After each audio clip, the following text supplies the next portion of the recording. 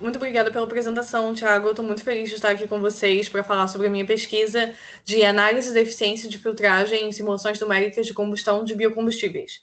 Essa pesquisa eu realizei junto com o meu orientador da graduação, o professor Gustavo Rabelo dos Anjos, que é professor da COP na UFRJ, no Departamento de Engenharia Mecânica, que é onde eu estou fazendo mestrado atualmente. Bom, vou falar um pouco sobre mim agora, né? Eu sou engenheira mecânica formada pela UFRJ. Como o Thiago falou, estou com mestrado em andamento na COP da UFRJ e o material da apresentação de hoje vem muito baseado no meu trabalho de conclusão de curso e no meu projeto de pesquisa com a PRH8, a ANP, a Agência Nacional do Petróleo, que eu realizei esse projeto de pesquisa durante a minha graduação e cheguei a apresentar o resultado dessa pesquisa no Congresso em CIT, no ano passado, em CIT 2024, em Foz do Iguaçu, que foi quando eu entrei em contato com o Thiago, quem me chamou para estar aqui com vocês hoje, e isso foi muito legal, muito obrigada pelo convite novamente. E, como eu falei brevemente no começo, antes de começar a apresentação, eu sou deficiente auditiva, eu uso aparelhos auditivos, e por isso, às vezes, é um pouco mais difícil para mim entender o que as pessoas estão falando, especialmente nesses contextos de chamada de vídeo, esse tipo de coisa, e sem ver o rosto das pessoas também, é um pouco mais difícil de fazer a leitura labial, né, entender o que as pessoas estão falando. E então, por isso eu ia pedir que as perguntas fossem feitas pelo chat, por escrito, no final da apresentação, mas se isso não for possível, a gente fala mesmo. Talvez eu tenha que pedir um pouco de paciência de vocês para repetir as perguntas algumas vezes, porque os termos técnicos às vezes ficam um pouco mais difíceis de entender dependendo da qualidade do áudio. Mas, enfim, falando isso, podemos prosseguir na apresentação. Então, sobre a minha pesquisa, o objetivo, a motivação dela, o contexto todo da pesquisa é a necessidade da transição energética e a necessidade de diminuir as emissões de CO2, né? Dentro desse contexto, o uso de biocombustíveis tem se tornado uma solução bem proeminente dentro dos objetivos de diminuição das emissões de gás carbônico e, em particular, o uso de filtros de partícula, como diesel particulate filters, em inglês, né? Têm sido usados e podem ser usados para diminuir ainda mais as emissões quando se usa biocombustíveis. Esse tipo de filtro a gente pode ver aqui na imagem. Nós vemos que são filtros compostos por diversos canais que funcionam como uma colmeia, quase, né, de filtros, e eles são usados principalmente em automóveis, no escapamento de carros, né? Acho que é a presença desse tipo de filtro no nosso dia a dia que a gente tem mais perto da gente. E com essa pesquisa, a pergunta que eu gostaria de responder é: como a geometria desses filtros influencia na eficiência da filtragem deles? E para isso, eu desenvolvi um código no Python com as ferramentas que eu tinha na época, na graduação, que foi quando eu realizei essa pesquisa, para resolver escoamentos newtonianos de fluidos monofásicos no Python. E eu vou falar agora um pouquinho mais de como foi feito isso. A primeira etapa, então, dessa pesquisa foi a construção das malhas, né? E a gente vê, são 9 geometrias para as quais eu fiz 3 malhas para cada geometria, porque são 3 níveis de refinamento de malha para cada geometria. Então, as geometrias, o nível de refinamento mais grosseiro foi de 3.000 elementos, pontos, né? 3.000 elementos para malha, 6.000 elementos para malha nas malhas medianas e as malhas mais refinadas com 10.000 elementos. E essas malhas foram todas feitas no GMesh de forma não estruturada. E essas 9 geometrias que eu estou mostrando aqui, na primeira coluna nós temos as geometrias com os obstáculos sólidos, que são alinhados, obstáculos desalinhados na segunda coluna e obstáculos aleatoriamente espaçados e com o valor dos seus raios também aleatório dentro de uma distribuição uniforme. Em cada um desses casos, nesse caso desse tipo de geometria, para o fator aleatório do posicionamento e do valor dos raios de cada obstáculo, eu utilizei também o Python para escrever para mim o código do GMesh que iria gerar as malhas. E então foi essa junção de Python e de Mesh que eu usei para gerar essas novas geometrias, e cada uma dessas novas geometrias com 3 níveis de refinamento de malha. E então várias simplificações foram feitas, porque é claro que essas geometrias são bem diferentes do que é um canal na vida real, como podemos ver, né, nesse primeiro slide aqui. Mas as simplificações que foram adotadas foram as seguintes. Os canais são bidimensionais, com dimensões de 20 por 10, e em cada simulação foi simulado um único canal. Esses obstáculos sólidos em cada simulação, simulam o que seria a porosidade dos filtros, porque eu não estou trabalhando com modelos de porosidade e não estou trabalhando com escoamento multifásico. Eu já vou falar um pouco melhor como isso vai funcionar, mas já adiantando um pouco, o que eu estou fazendo para avaliar a qualidade da filtragem, no final das contas, é muito qualitativa, porque as ferramentas que eu tinha na época ainda não tinha começado a simular escoamentos multifásicos, foram esses. Seguindo um pouco mais para frente, então, sobre a formulação numérica, a formulação da simulação numérica em si que eu utilizei a formulação da função corrente vorticidade das equações adimensionais de Navier-Stokes em 2D, bidimensionais. Nessa formulação, as equações mais importantes, imagino que alguns de vocês já estejam familiarizados, são a equação de transporte de vorticidade 2D, os campos de velocidade em termos da função corrente e a equação de Poisson para a função corrente. Eu assumi também, ao formular esse problema, que o fluido é incompressível e que o escoamento é contínuo. E com essas equações dessa formulação, eu discretizei essa formulação utilizando o método de elementos finitos, utilizando Python, e vou falar um pouco mais sobre esse processo de discretização a seguir. Bom, com o método de elementos finitos, né, acho que também é algo que talvez alguns de vocês já estejam familiarizados, consiste é um método de discretização de equações em que eu transformo essas equações do slide anterior, que estão na sua forma forte, para a sua forma fraca, que é discretizada, ou seja, tudo que é contínuo nesse espaço dessa geometria passou a ser passou a ser descrito por esses pontos discretizados, em que nós temos um contorno e vários pontos nodais, esses nós, que são para os quais eu estou calculando, né, os valores da minha função. As matrizes mais importantes, né, do método de elementos finitos são a matriz de massa, M, a matriz de rigidez K e a matriz de peso G, que são bem a espinha dorsal de todo o código do Python que eu construí, junto com a matriz de interconectividade, IEM, que guarda a informação de como cada um dos nós das malhas se relaciona entre si para calcular as funções. E, então, definindo já o método de elementos finitos, escrevendo código em método de elementos finitos no Python para resolver esse problema, a execução do código numérico e a visualização dos resultados funcionou da seguinte forma. Com definição dos parâmetros essenciais para o escoamento e leitura da malha, depois, montagem das matrizes globais KMG do sistema, inversão de matrizes e resolução do sistema de equações, e exportação de resultados no formato de arquivos .vtk para visualização no ParaView. Então, após resolver a simulação, né, cada passo eu simulei o problema de forma transiente, cada passo do processo do método de elementos finitos para cada geometria, eu visualizei os dados no ParaView. E vou mostrar também um pouco alguns dos vídeos que eu obtive, né, nessas resoluções. Acho que no próximo slide já tem alguns deles. Não, na verdade não.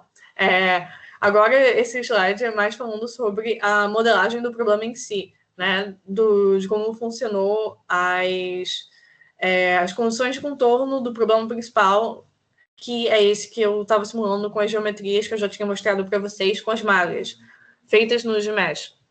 E as condições de contorno estão aqui na figura. O que é mais importante destacar sobre essas condições de contorno é que a velocidade no eixo horizontal, a velocidade em x, na entrada do canal, é sempre igual a 1. E a velocidade horizontal, a velocidade na vertical, VY, é 0 na entrada. E com isso, também, algo importante de se destacar é que eu utilizei a condição de não deslizamento, tanto nas paredes do canal, quanto nas superfícies desses obstáculos circulares que estão simulando a filtragem, né? O filtro, o aspecto da porosidade do filtro. E em todas as simulações, o número de Reynolds que eu utilizei foi baixo, foi um número de Reynolds de valor 25, não só por conta da diminuição da pressão ao longo do filtro, ao longo da passagem do fluido por sucessivos filtros, mas também por conta de limites computacionais com que eu tive que lidar, que chegando em altos valores de Reynolds, eu encontrava divergências nos códigos e eu não estava conseguindo validar os meus dados. Então, mantive o valor de Reynolds baixo. Descomento, de certa forma, laminar, né? Mas temos, então, comprimento característico também em todas as simulações, garantir que sempre fosse 1. E a condição de Dirichlet em todos os contornos foi feita pela equação da vorticidade, aqui embaixo. Bom, pós-modelagem do problema, podemos falar um pouco mais sobre o pós-processamento e análise da filtragem. Como foi feito esse cálculo da filtragem, certo? Como foi feita essa avaliação de qualidade da filtragem, né? E aqui nós temos alguns dos vídeos que eu obtive com os resultados no ParaView. O de baixo, acho que é mais visível como tem a oscilação, né?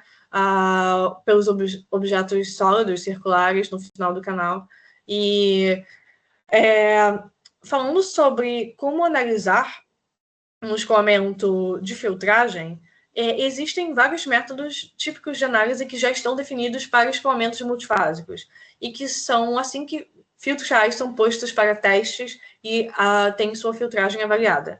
Mas com uma simulação monofásica, eu tive que ir por outro caminho, e o caminho que eu adotei foi a de definir qualitativamente a eficiência da filtragem, ou seja, comparando os perfis de velocidade na horizontal, na entrada do canal e na saída do canal. Porque os perfis da velocidade no eixo horizontal mudam, obviamente, já que na entrada do canal é apenas um valor de velocidade da entrada 1, como se fosse um perfil reto, e na saída nós vamos ver que os perfis são bem diferentes.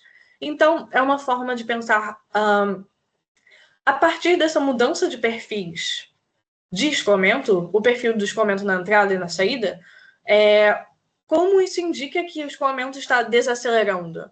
Porque a partir do momento em que nós não temos, que eu não tenho uma outra fase para avaliar a captura do carbono, né, ou a captura da sujeira do filtro, assim, o caminho que eu tive que enveredar foi o de pensar em que seria desejável para um filtro que ele desacelerasse o escoamento.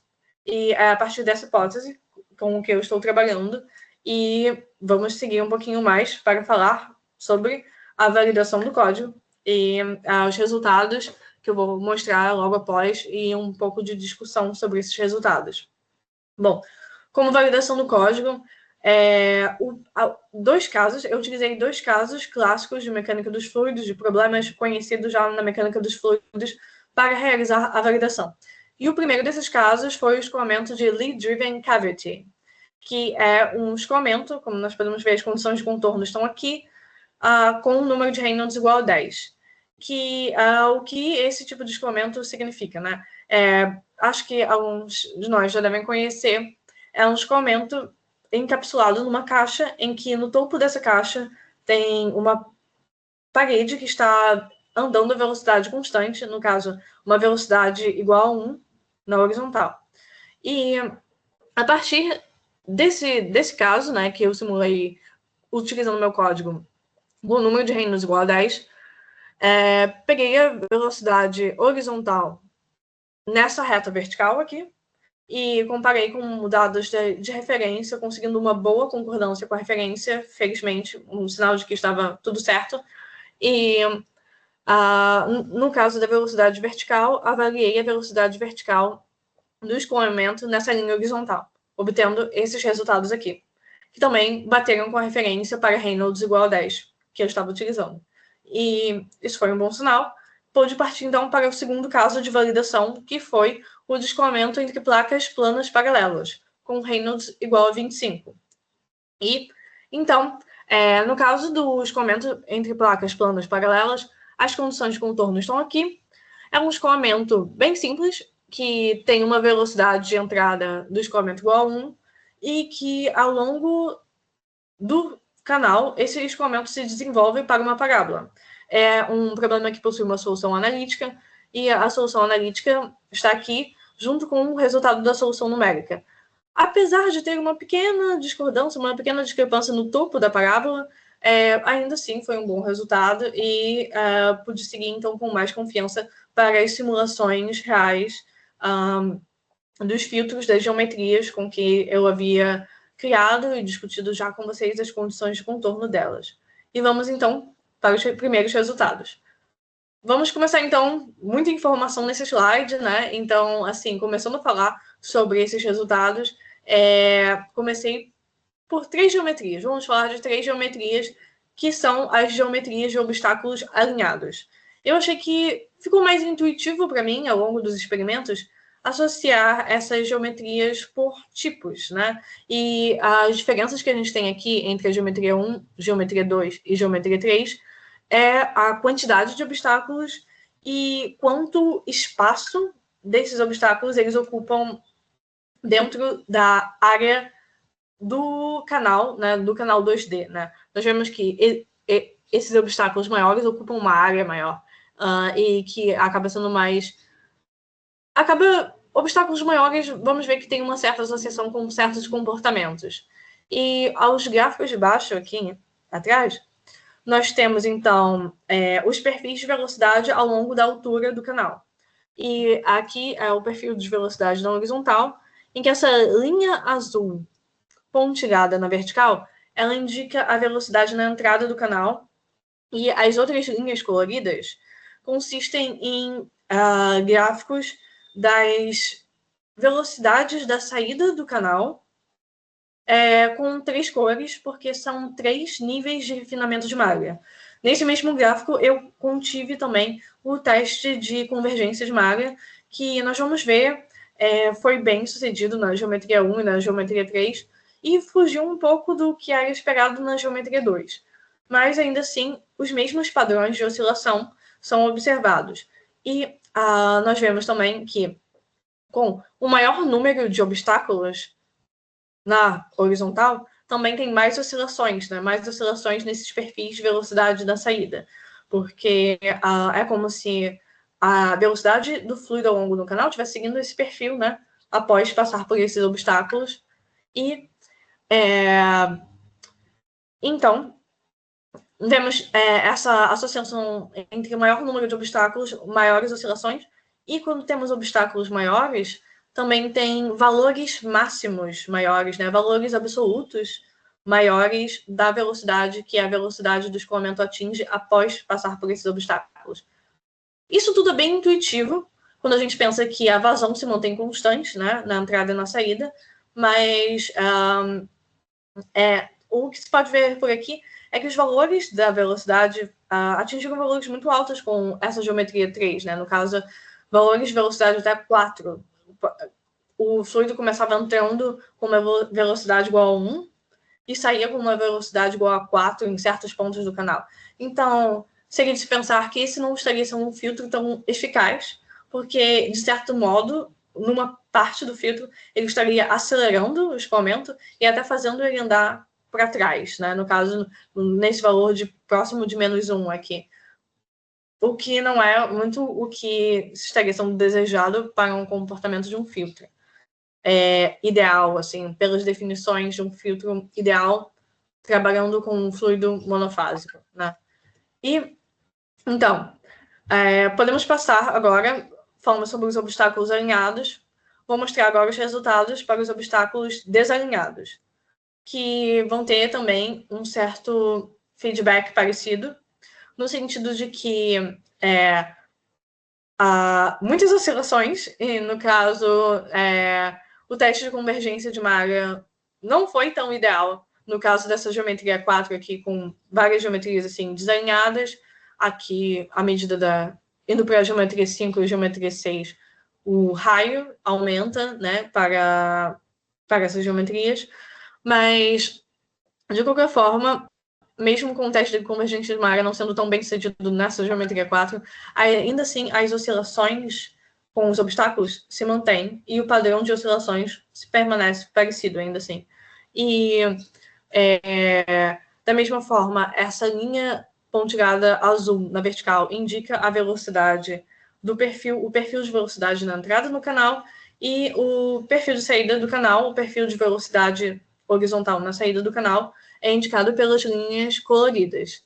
E, enfim, da mesma forma, assim, vemos que as oscilações diminuem vindo para a geometria 5 e um aumento também nas velocidades absolutas adquiridas pelo fluido ao passar por esses obstáculos.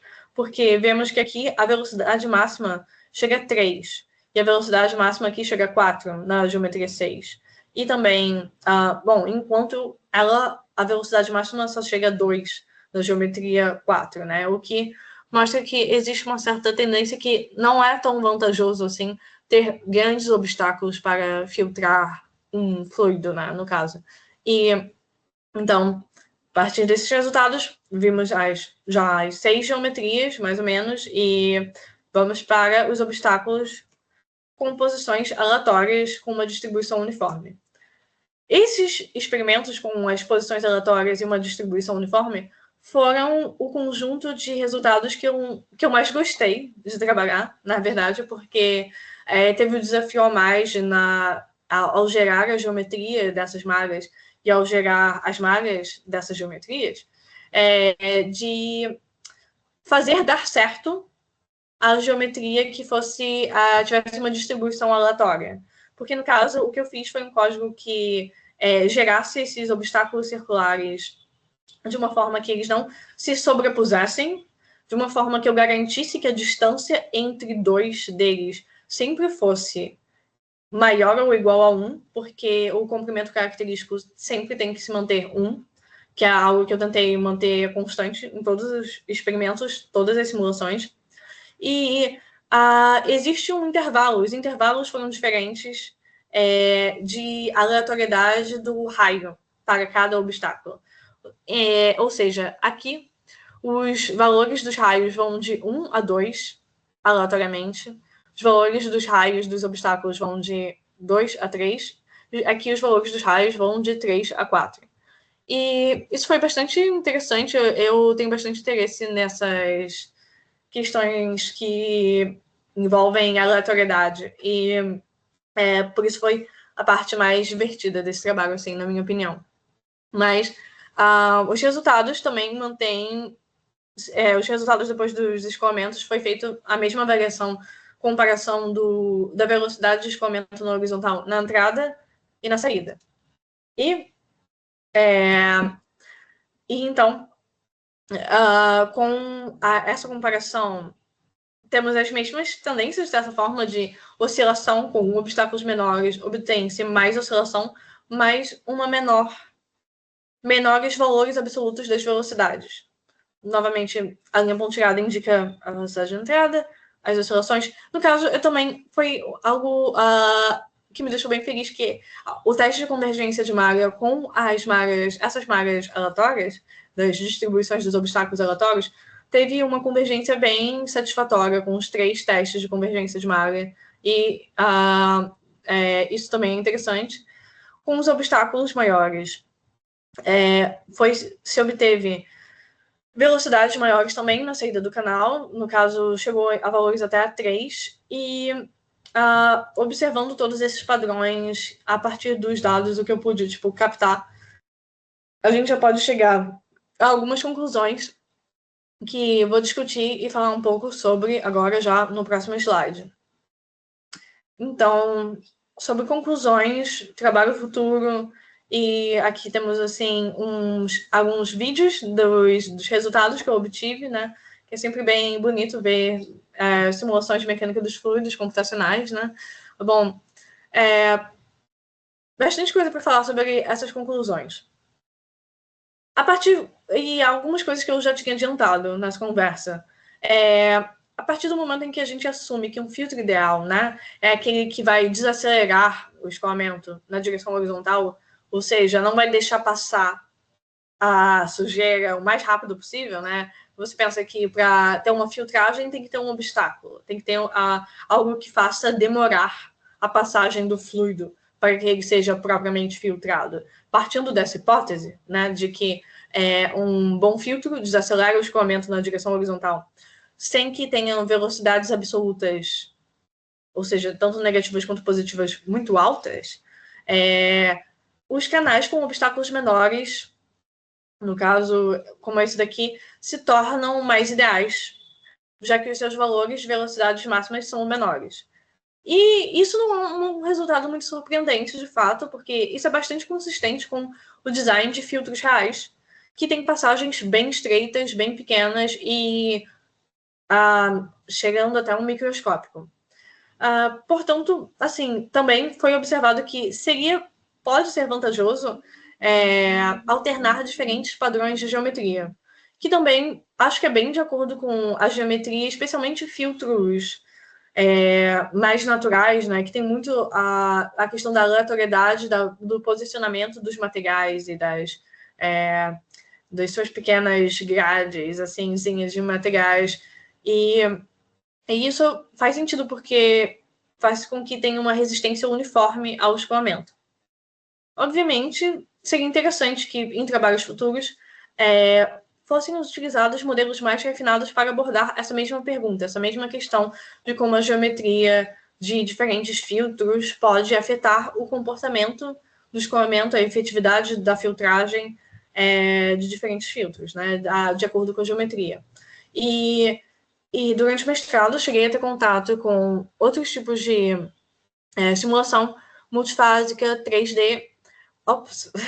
Mas, no entanto, acabei indo para um slide mais na frente, mas, no entanto, apesar de ter gostado muito dessa experiência na graduação de mecânica dos fluidos computacional, agora no mestrado, que eu estou no mestrado na COP, eu dei um giro de 180 graus, quase. Porque, falando um pouco agora sobre o meu trabalho atual, eu tenho trabalhado com uma dissertação com foco experimental, fugindo um pouco do computacional, porque eu sentia que esse gap, assim, essa falta assim, na minha formação de conhecimento experimental. E surgiu a oportunidade de trabalhar com métodos experimentais como velocimetria por imagem de partícula, PIV, e a nanometria laser Doppler, LDA. E o meu tema de dissertação de mestrado é separação de camada limite de fluidos não newtonianos, em que eu vou utilizar essas técnicas experimentais para estudar esse problema de separação de camada limite em fluidos não newtonianos.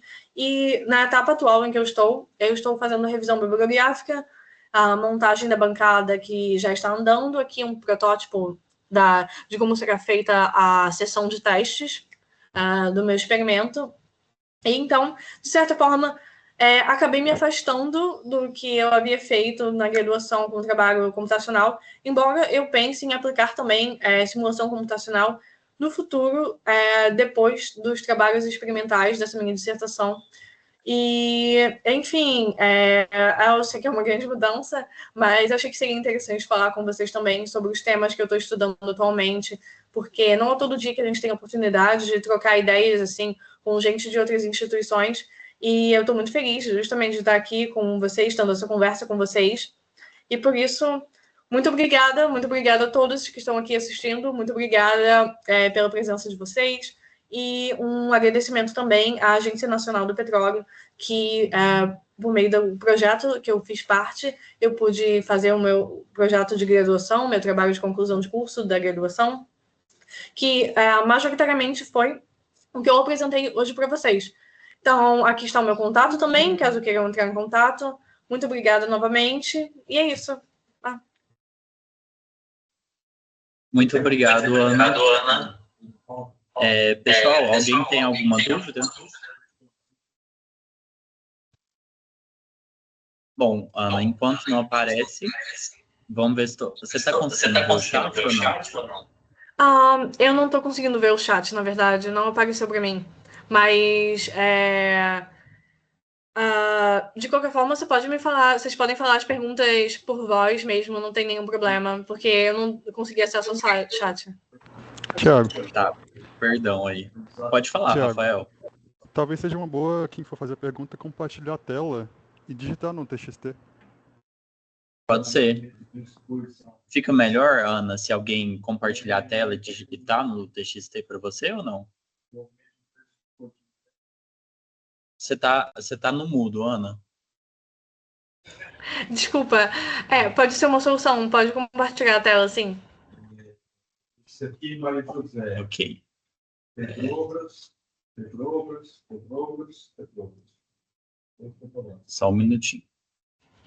Sem problema. Então, isso é o Petrobras. Pode. Desculpa, eu não consegui ouvir a pergunta. Não, porque o Ofir tá aqui do meu lado. Ele tá compartilhando. Ele vai fazer uma pergunta. Obrigada. Obrigada.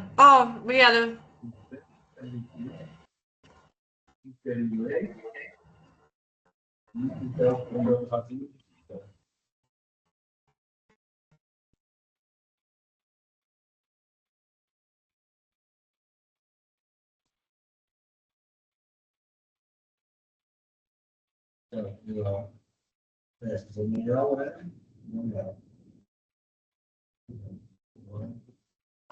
Muito obrigada pela pergunta, Ofir, certo? Sobre a matriz Yen, né, que a gente usa, no caso, para... Eu vou até projetar a tela de novo. Tá. Eu não sei se eu consigo projetar a tela como você projetando. Obrigada.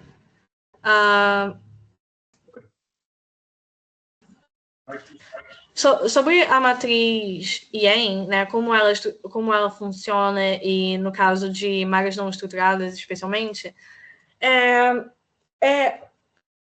existem várias formas de construir uma malha Yen, né? Mas no caso do que eu utilizei, do que eu construí, ela guarda informação de como os pontos das malhas, no caso, se você for ver cada ponto, não sei se vocês conseguem ver o zoom, né, de cada ponto dessa malha refinadas que eu fiz para cada geometria, como elas se relacionam, né? Quem está ligado a quem, a Yen guarda essa informação. E existem várias formas de você construir uma matriz Yen. No meu caso, eu fui pelo caminho, de certa forma, mais fácil, porque eu utilizei o Gmesh, que é esse software open source, para gerar as malhas, e a partir dele, ele já me dá uma matriz Yen. E isso facilita muitas coisas, porque a maior parte do trabalho que fica para mim é entender como é a matriz Yen que eles já me dão e formular a matriz de massa, de rigidez e de peso, que eu crio elas a partir, né, da forma fraca das equações da formulação corrente-vorticidade e a construção dessas matrizes massa, de rigidez e peso, eu fiz à mão mesmo no Python, a partir da definição das fórmulas, o que acaba sendo difícil até dar certo, depois que dá certo, vai super bem. Mas aí, no caso da Yen, não foi um grande problema para mim ter feito a matriz de interconectividade, porque eu já tinha acesso a ela, ou pelo menos a uma versão do que poderia ser uma Yen, porque você pode fazer de várias formas pelo Gmesh.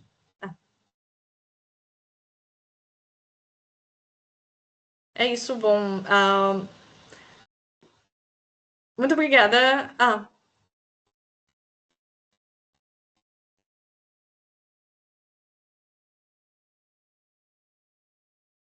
Sim.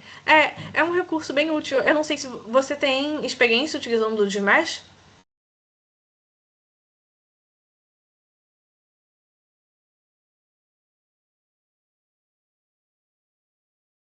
Entendi. Sim. Existem muitos outros programas que são geradores de malha também. Eu acabei optando pelo Gmesh por ele ser gratuito e de código livre, né? Open source. Então é um curso bem interessante. E, bom, muito obrigada pela pergunta.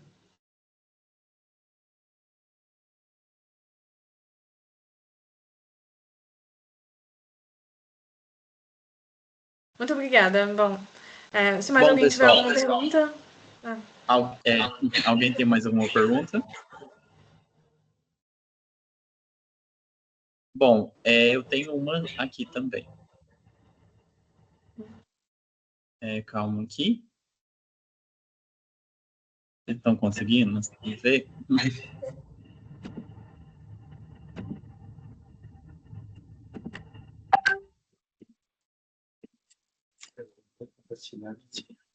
Não está compartilhando? Calma aí. Eu acho que eu ouvi alguém falando, mas não tenho certeza. Era uma pergunta? Era. Podem falar por áudio mesmo, com um pouco de paciência a gente se entende, assim. Eu tenho essas duas perguntas, Ana. Sim, ok, certo. A hipótese do escoamento monofásico não prejudica a modelagem do processo de filtragem? Essa é uma boa pergunta. De fato, utilizar um escoamento monofásico para avaliar filtragem não é o ideal.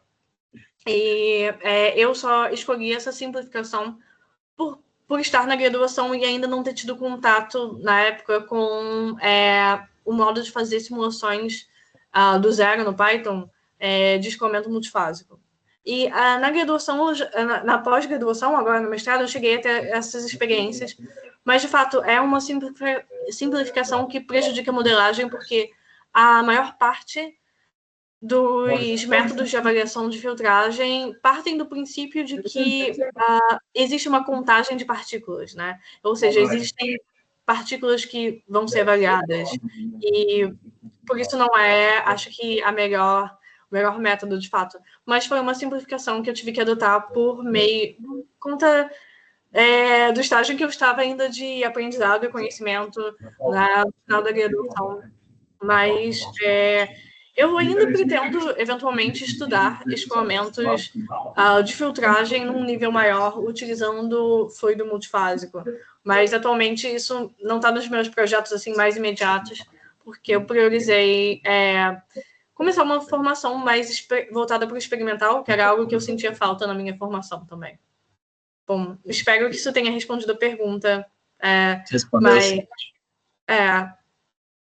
E em questão, agora a segunda pergunta, sobre adaptação para mensurar a filtragem, considerando a velocidade na saída do domínio, pode ser feita para modelagem de escoamentos multifásicos também?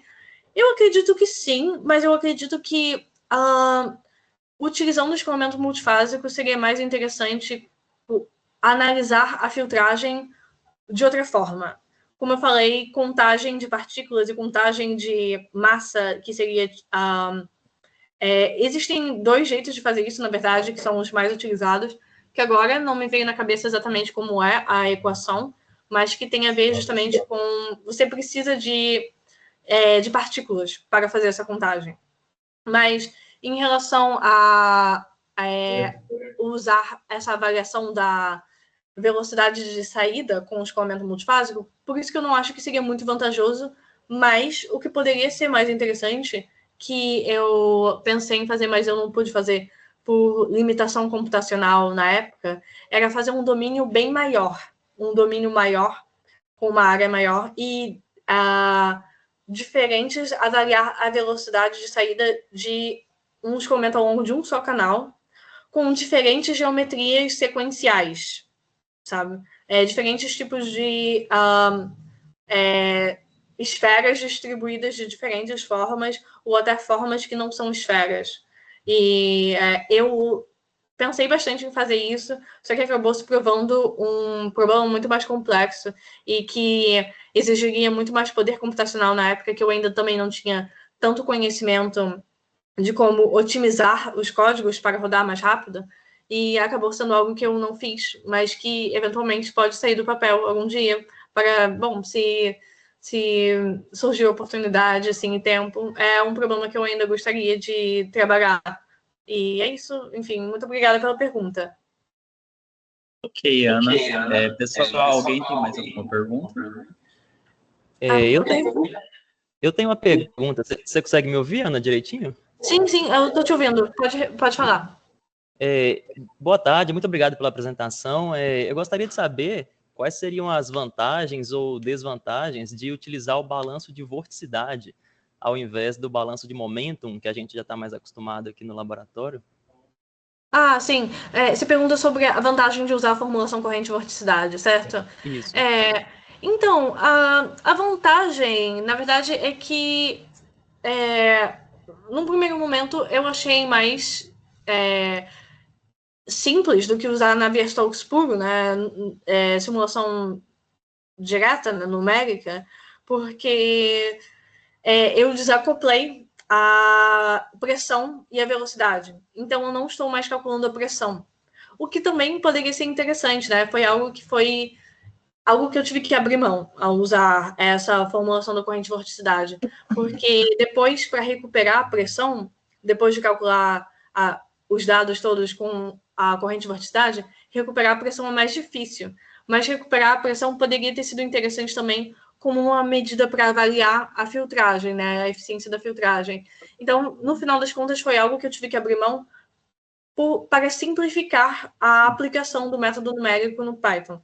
Porque com a desacoplação da pressão e da velocidade, se tornou um pouco mais fácil de implementar o método numérico no Python, mas que teve também os seus reveses. Então, foi uma situação em que eu tive que pesar entre praticidade, informação, como no final das contas eu optei por que obter o perfil da velocidade era mais interessante para mim, e meu orientador, Gustavo Rabelo, também esteve de acordo com isso, a formulação corrente de vorticidade se tornou atraente, porque no final das contas eu até gerei os dados com a vorticidade também, para cada simulação na visualização, mas eu não utilizei tanto essa informação e o que utilizei mais foi só a velocidade e poderia usar a pressão.